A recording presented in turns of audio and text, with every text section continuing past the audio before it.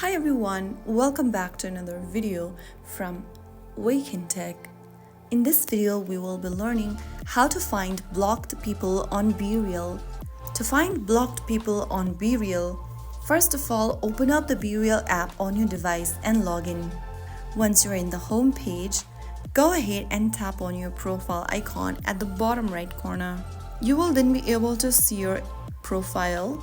Now click on the gear button at the top right.